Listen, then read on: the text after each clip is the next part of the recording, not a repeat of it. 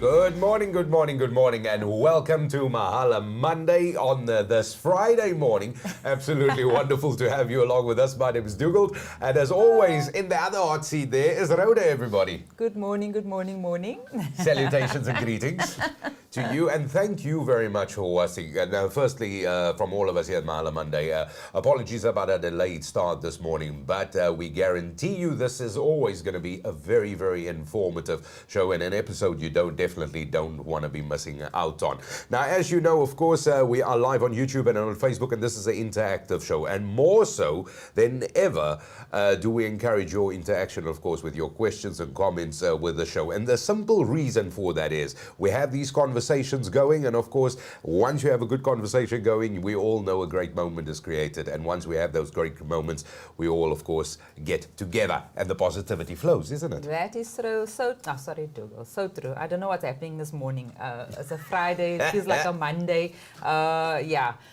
So true, Dougal. And you know what? Like with Mahala, we've been doing our shows every week, this whole week in actual fact, for Mandela Day. And just wanting to give some of our MPOs, MPCs, NGOs out there a little bit of shine, a bit of a light with this very cold weather right now and our gloomy times as well. Just to give people a bit of hope out there. And so, you know what? We can do this as a nation. Together. And you know what? And I like what you say there. I like the word hope.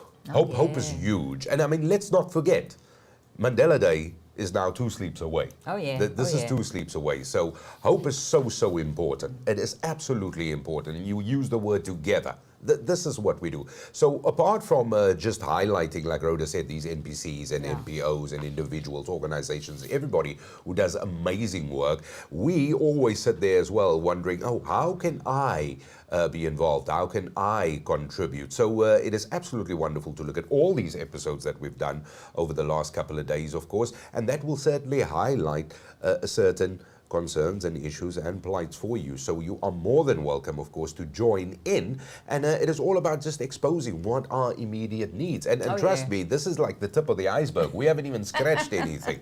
But at least it just shows you what is happening, which brings us to the topic for today, of course. Now, we all know when hope wanes, when it leaves and desperation sets in, it becomes what we normally refer to as a lelike story. And when I say that, when people are desperate, of course, you start wondering what exactly it is that you're going to be doing, where you're going to go, where you're going to go find your next meal, and all sorts of other things. That is the most important thing. And what has happened is that every city in the world, and I'm sure every town in the world, and I've seen many cities across the globe that's got that, there's street people. Oh, yes. They're street people. So and we're not talking small numbers at all. Yeah, no, that's true. And you know, Dougal, I think also, and why I'm loving the talk we're having this morning is because you, as the person that's always hearing about street people, you're always thinking street children, problem people, or, there is kind of a what's the name to it, that everybody thinks it is problem children necessarily, and I'm quite happy that we're speaking about this today. So there's a bit more clarity on exactly how people actually end up on the streets as well. Yeah, and it is an important thing. And like I said, this is something that happens in cities across. And you know what, and when you say that, I mean, a person's got to ask herself, so what are the reasons? Why would you be living on the street? Okay, so now there's multiple factors here, and I can just make an attempt here to thumb suck. So obviously we're talking multiple deprivation in the first place. So as we all know, not all of us might have the skills or the qualifications to do a job. This is the first thing. So with that lack of resources, ending up on the street, it kind of leads to some inevitability in a way. So true. And then add in COVID into the mix. My word. And I mention that because purely just for recent for a recent time frame. But think about it, if you have a business, and maybe let's say 20, 30 years ago, and the business goes through a hard time, and it's very difficult for that business to reinvent. And we're just talking a small, medium enterprise here. Difficult to reinvent, to try and do things in a different way. Market is down, all of that. Resources are down, business is not coming in. All of that happening, you can lose things and lose everything and end up on the street in a way. That is so true, Dougal. And the circumstances that are surrounding that, especially as you had mentioned COVID, I mean, our numbers are really, I think it's really climbed. And I mean, there was a show that we had as well, where we spoke to one of our people that was on a show that had actually said how the numbers has escalated during this COVID time. It's been quite hard, very hard. So it is absolutely hard that we're doing, and this is just one of the reasons why people are living on the street, or some of the aspects that we are considering. But of course, there's a whole host. And like we said in the beginning of the episode right now, so for today, a lot of us are thinking, how can we honor Madiba? Oh, yeah. How can we make a positive contribution? So we, by no means, have any idea, but I would imagine if you just look at one city in South Africa, for instance, and let's use the mother city as an example, we're looking at tens and tens of thousands of people who's probably out on the street. So that is an important aspect, and it is, I don't want to say easy, but it is something that we need to be wary of. And cognizant of, where you can make a difference. And it is something not as simple as just giving money, but it is cold.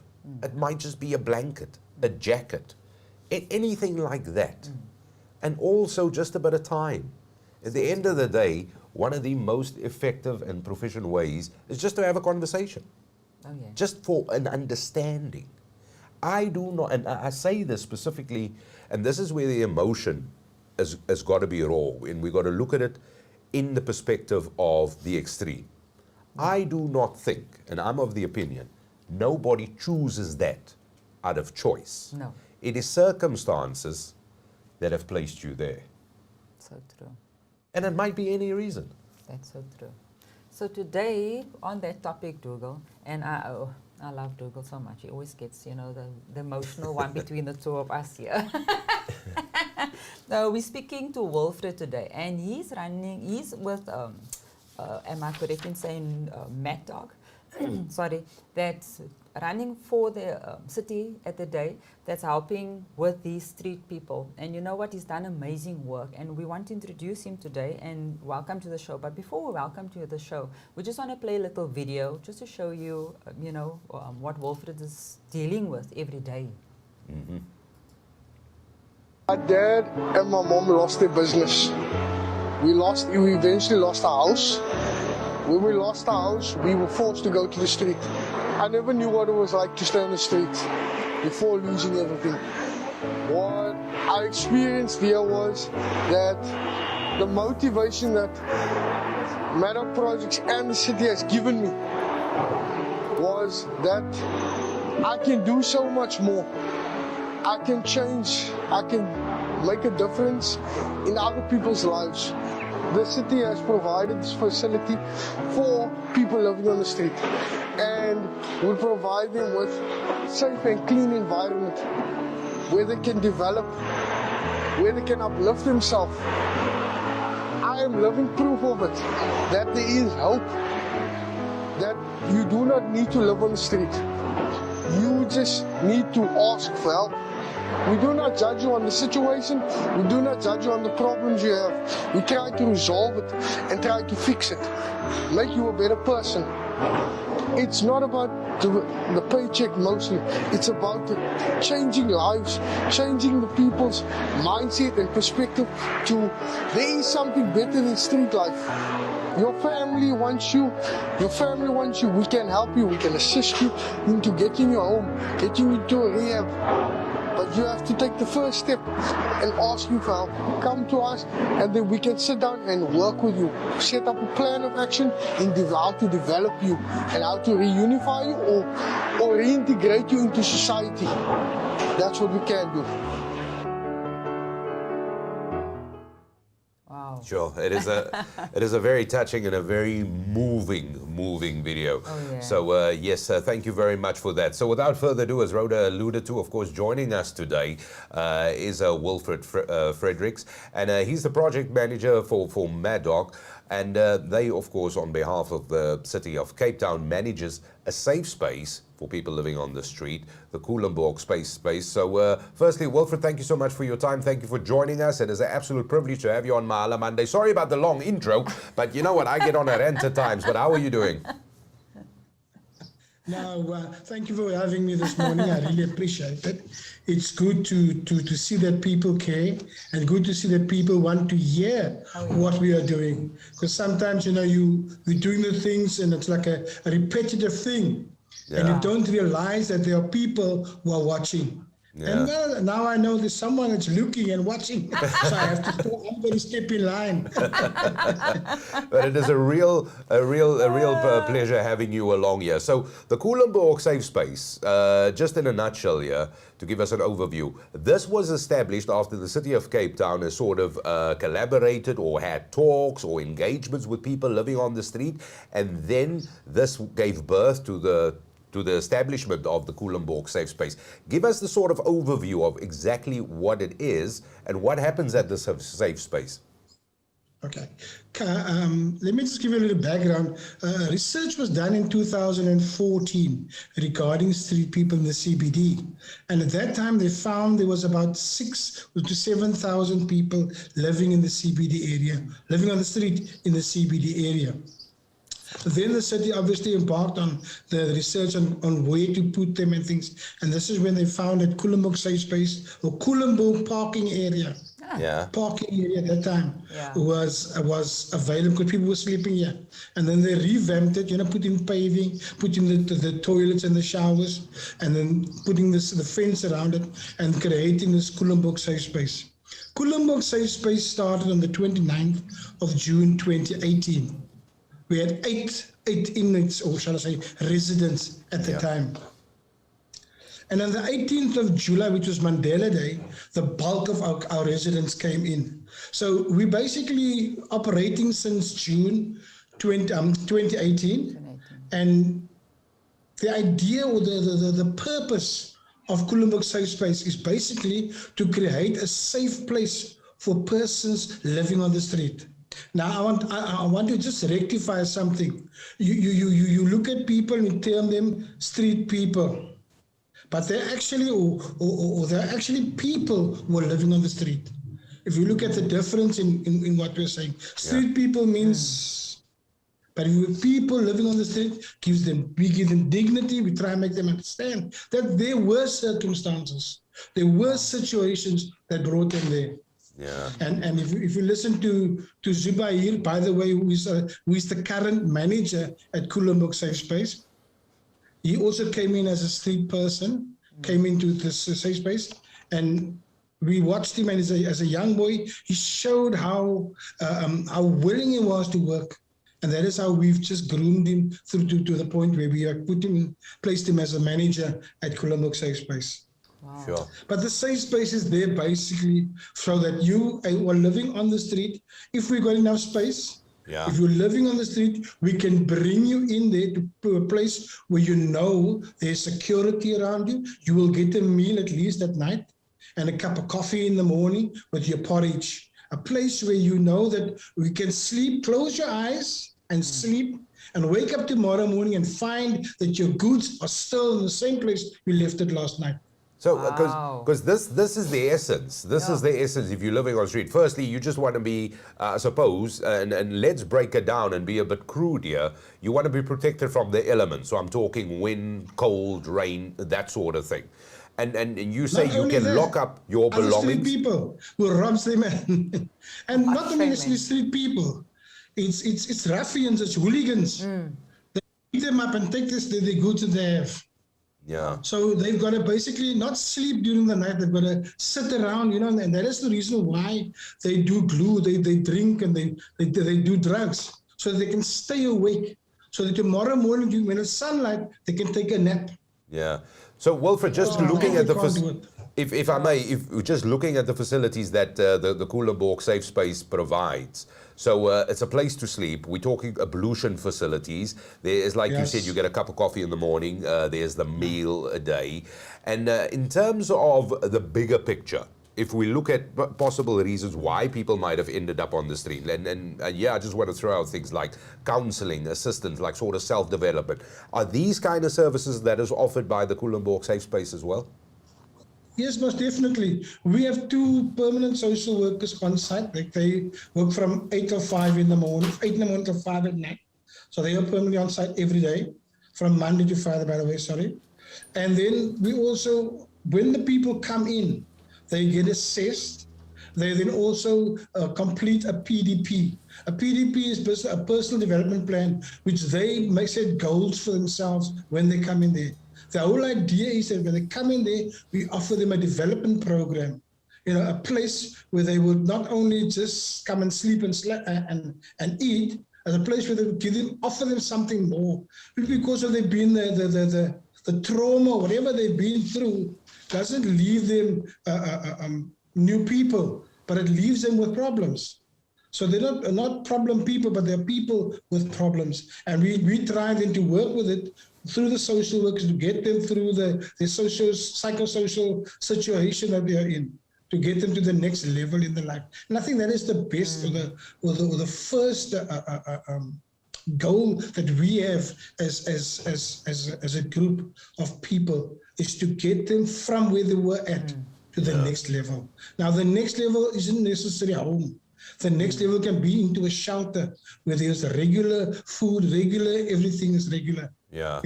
That is our intent, where they are out of the elements, where they know they can go tonight and they can sleep and be safe. Yeah. That is what we try. You know what, if I may, just listening to what you say there and just reflecting back on the video we saw a short while ago. So there was one word that came in out of there, and it was hope. It definitely is. And if I think of what you just said a short while ago, these are not problem people. These are people with problems. And leading back into the video, nobody is going to judge you.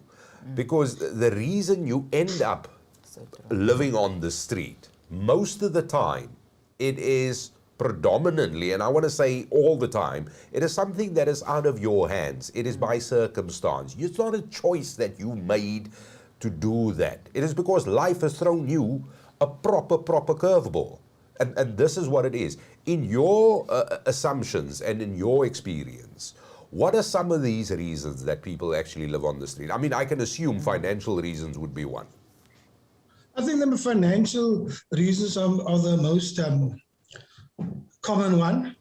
And then obviously there's obviously family issues, and where the person is on drugs and they have this unease in the family.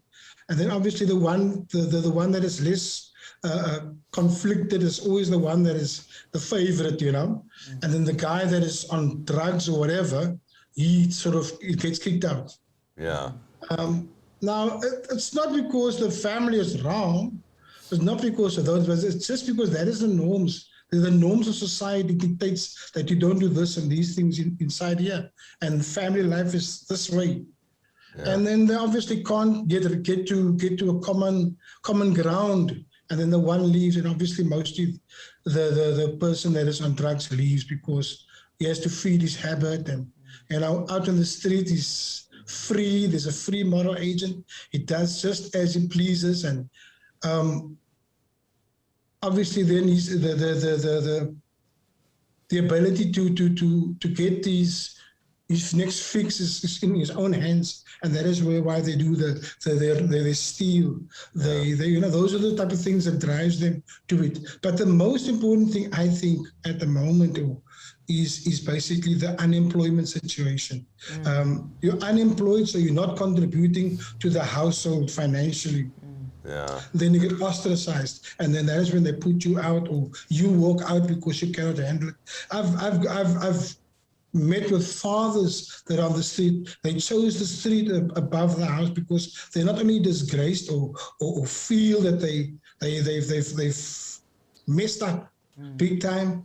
Even losing their job and things like that has caused them to feel, I don't know how to say it, inferior, so to speak. So they feel that it's best to run away.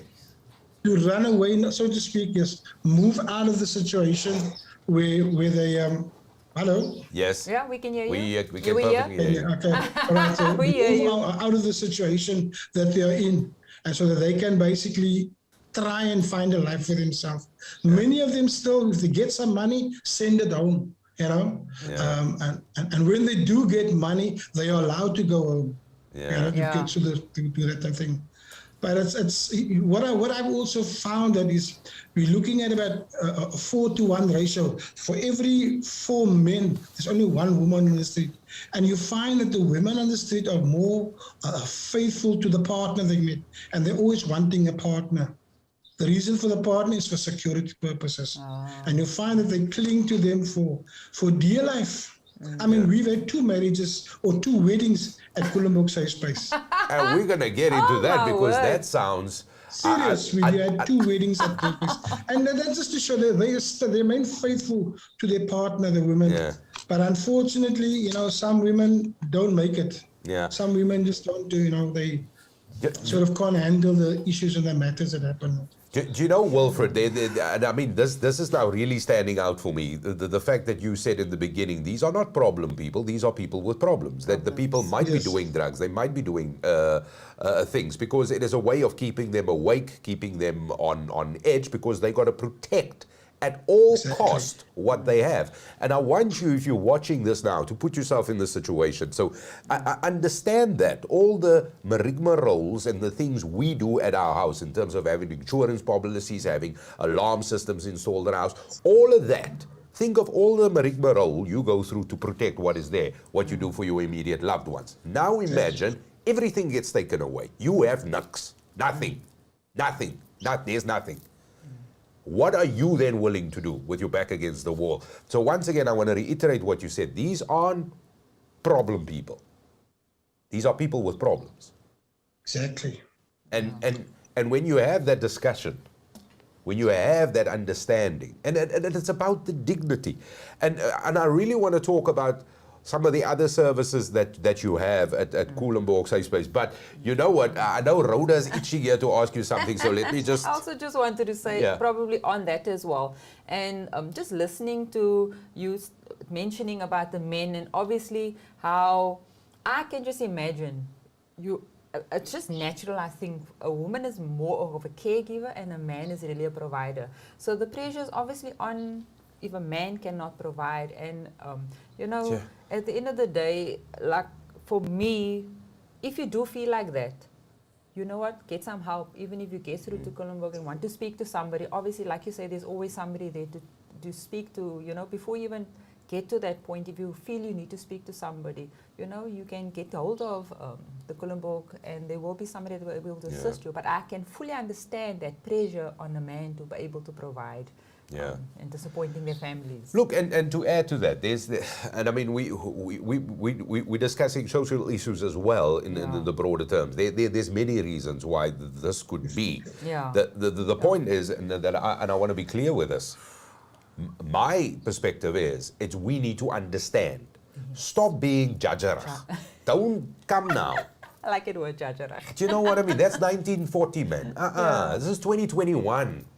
Come now, stop judging. Try and understand. And once you try and understand, that is where you make a productive contribution. By understanding it, you can now say, this is how I can aid.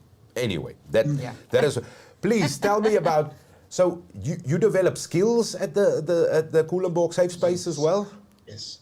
Yeah, we've got a development program. When you come in there, you've got to complete a PDP with a social worker, which is a personal development plan, where you yourself set goals for yourself at Culemborg. So we've got a normal program. Okay, due to COVID, we could not run according to the program, but we've got a program that was supposed to last for 6 months, where you have the opportunity to, from the time that you come in to the time that you leave, you get a 6-month period where we do development, 3 months of soft skills and life skills, and then we also got what they call the Smart Recovery Program.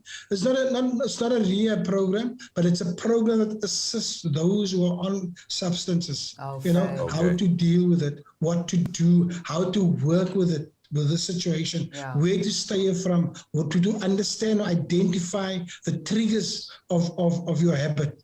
You know, so we just alert them to those things so that they can sort of be aware of it. You know, we also have, coupled to that, the Matrix program, which is run by the city. And that is a rehab program. So we've had a few people that's come to the Matrix program. They have, you know, we've got a gentleman who's been on the program and is I think it's now 2 years that he's been clean, and we continuously keep in contact with him. You know, they willingly come and they chat to the people when asked, or if opportunities arise. So we try and at least, you know, make a difference when the people, by the time the people leave there, that something has been learned and something that is being experience in it. Then we also have what we call the job readiness program. The job readiness program basically covers how to find a job, how to look for a job, where to look for a job, and then also we deal with on the job experiences. How do you handle yourself in the job situation? Wow. You know, we teach them how to do interviews, what to do in the interview, how to prepare for the interview.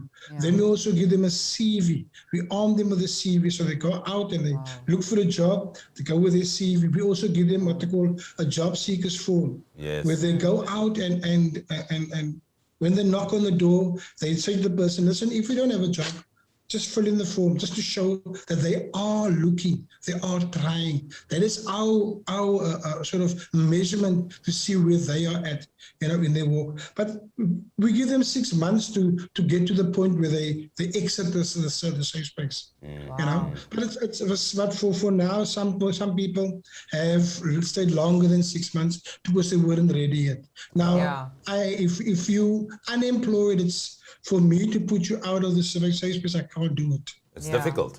It's difficult and impossible. And I mean, you've So got to have a heart. We work with them. We've got people now that we've got people now who are basically there for 2 years. 2 years, wow. Sure. 2 years, but they have developed. You know, they are just at the point where they need to find a job. Yes, we've had at Safe Space, we've had about 210 EPWP opportunities for people, you know, and they work for 3 months. But then after the 3 months, they're back and they're on the you know, sort of on nothing. Yeah. You know, the money they do earn cannot sustain them through the period. So whatever money they earn, some of them do try and save, some of them do. And then there are those who don't save. Yeah. You understand? Let's be frank about it. There are those who don't save. And then, yes, they battle again. But the main focus, I would say, is to get them ready for the job. Yeah. To get them ready to go and work with that program. Do you know what? And it is that sort of cycle. It is that ongoing service. And I must commend the Culemborg Safe Space, because just listening to you, it does appear that you're covering as many angles, if dare I say even all the angles. We got a comment in from Hubert who said earlier, a short while ago, guys, good morning, another Snot and Trana show. And he also go on to say that poverty of being unwanted, unloved, and is uncared for, and I've lost it now. There we go. And people who are homeless are not socially inadequate. They are people without homes, and that really hits. Really sums it up. So thank you for that, Hubert, and good morning to you as well. Rhoda, I know you wanted to ask something quickly. Yes, that's right. So just listening to you, and I was hearing about the wedding as well. Is there some success story you could tell us about, you know, that somebody had actually come from the Culemborg Safe Space? Look, success stories, I have a lot. If you look at the stats, we've got about 60 people that we've reunified. In other words, 60 people that were on the street, it's taken off, and they've gone back home. Wow. You understand? Then we've got 167 people that were reintegrated. That's people that gone into shelter. We've got 6 people that are now living in their own places. They moved into their own flats at a place called Anchorage in Belleville. Excellent. They were people living at the safe space. They moved from the safe space into their own flats. Yes, we had to help them with a few furniture and a bed and a cupboard and a kettle, but they're moving and they're living in their own place. Wow. So I feel proud of these people. You know why? Why? You know why? Why? The fact that they are willing to go out and stand on their own. Oh, yeah. Sure. One gentleman has been on the road, on the street for more than 40 years. Sure. Wow, 40 He's years. living in his own place at the moment. Wow. Yeah. You see, so the success stories are too numerous to mention. Yeah. You know, Yeah. but the fact is that yes, there are successes, but you need to also know that there are also not failures, but disappointments. Disappointment. Yeah. I You like know, it. we Will. have people who work with them for about a year and then they street. You know, because you're trying to move them on and you move them into a place where you think they're gonna stand on their own 2 feet, but then unfortunately they're not strong enough Strong to enough. move on. And You see? Wilfred, when you And look then at obviously go back. And Yeah. yes, I'm sorry, when you look at all of that, I mean, those are the learning curves that we have. Definitely. Now, looking at this, I mean, there's businesses there, Mandela Day is coming up, Oh, yeah. individuals, ordinary citizens are watching this. What are the contributions that we could do as a society? I mean, I'm immediately thinking that businesses could contact you with possible job offers, even if it's just a short time. You know, anything helps these days. Yeah. Then there's the COVID effect. How do we get in touch with you to make contributions? How can we do our 67 minutes with Culemborg Safe Space? How do we do? How do we get in touch? Okay, to get in touch with me, first of all, you can email me on contactus@maddoc.org, or you can phone our offices at 021-801-0082. And you can speak to anyone, then they will put you in contact with me. And where we then can look at the first, let me say first off, we don't accept money, cash money. We don't accept money for any donation. We will rather take your dry foods, or we will rather take your blankets and your clothing and whatever you have to give. Nothing goes wasted at Culemborg Safe Space. Whatever we get, we then plow back into our community. That's what it is.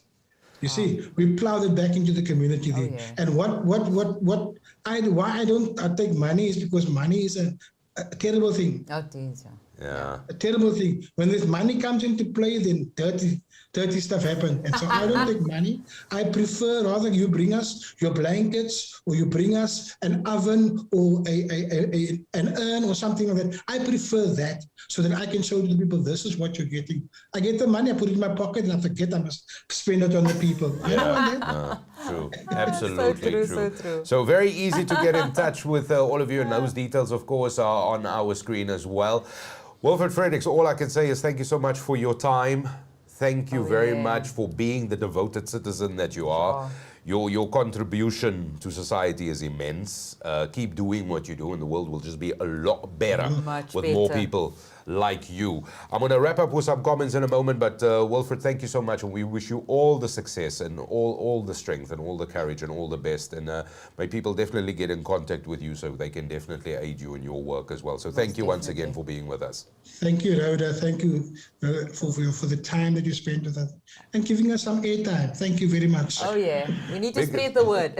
Biggest pleasure, biggest pleasure. So Hubert went on to another comment. Hubert said, safe space creating entrepreneurs, and he loves that whole holistic approach, which, do you know what, I got to agree with. I mean, I love this. So for a business, I want to say, if you're a business out there, get in touch with them. Yeah. Because there are people that have acquired skills. They have acquired skills in the meantime.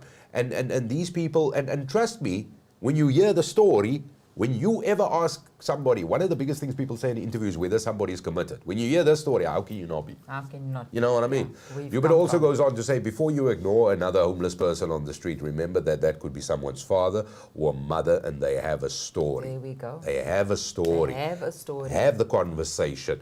And he also thanks Wilfred for the passion and for being that person. Beautiful. That's so true. So guys, Doesn't there get- you go. doesn't get Beautifully better said. than that. It doesn't get better than that. And then remember, they need toiletries, they need soap, they need towels, they need face cloths.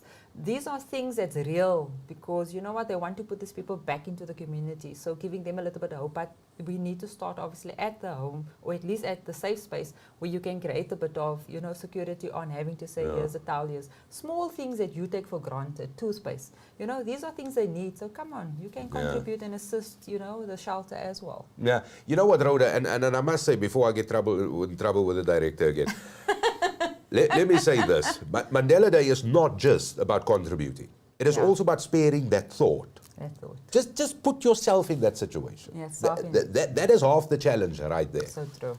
So true. All I can say is thank you very much for watching you. us on this Friday morning. It is Mahala Monday. Thank you very much again for Wilfred Fredericks.